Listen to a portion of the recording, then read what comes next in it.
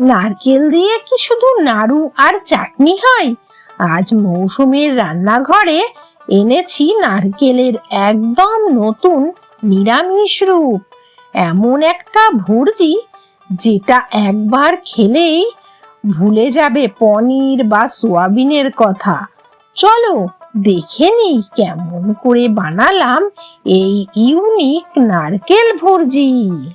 আমি এখানে একটা নারকেল নিয়েছি, নারকেলটাকে আমি দা দিয়ে ফাটিয়ে নিচ্ছি। দেখো নারকেলের জলটা বেরিয়ে গেছে। এবার আমি নারকেলটাকে দুটো ভাগ করে নেব। দেখো দায়ের সাহায্যে দুটো ভাগ করে নিয়েছি। এবার নারকেলটাকে আমি দা দিয়ে তুলে নেব।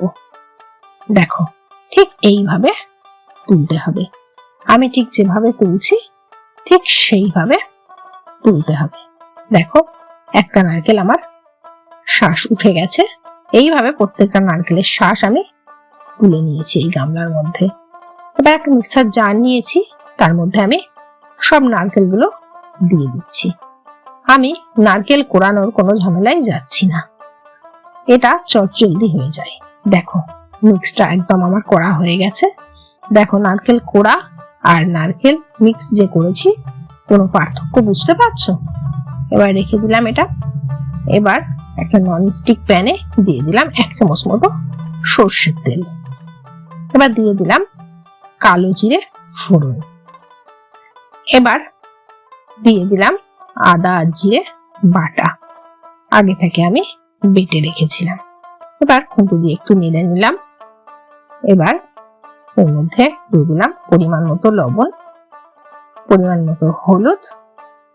এবার একটু নেড়ে নিচ্ছি। এবার এর মধ্যে দিয়ে দিলাম একটু মশলার বাটি ধোয়া জল। এবার খুব ভালো করে মশলাটাকে কষে নিতে হবে। এবার এর মধ্যে আমি দিয়ে দিলাম টমেটো কুচি। টমেটোগুলো আমি একটু ছোট ছোট করে কুচিয়ে রেখেছিলাম।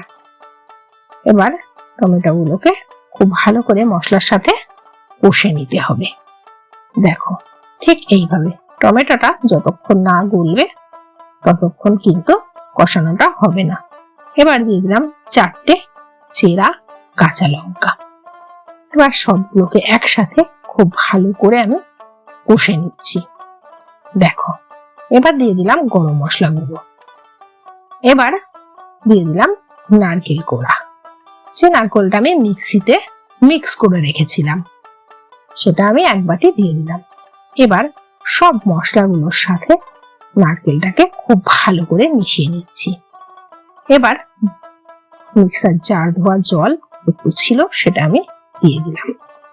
দিয়ে খুব ভালো করে আমি গ্যাসের ফ্লেম একদম আস্তে রেখে এই সময় ভাজতে হবে, যাতে টমেটো গুলো গলে যায় আর লঙ্কা গুলো যেন সেদ্ধ হয়ে যায়।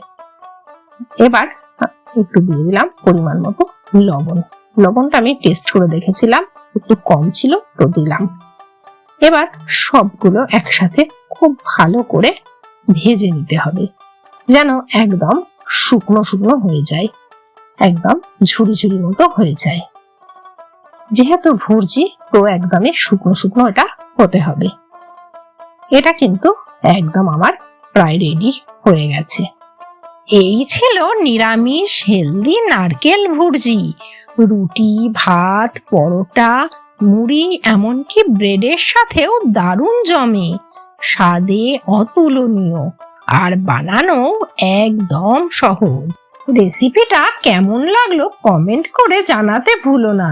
ভালো লাগলে একটা লাইক করো আর বন্ধুদের সঙ্গে শেয়ার করো। আর এরকম হেলদি নতুন নতুন রেসিপি পেতে মৌসুমের রান্নাঘরে সাবস্ক্রাইব করে পাশে থেকো। দেখা হবে নতুন ভিডিওতে নতুন একটা হেলদি রেসিপি নিয়ে।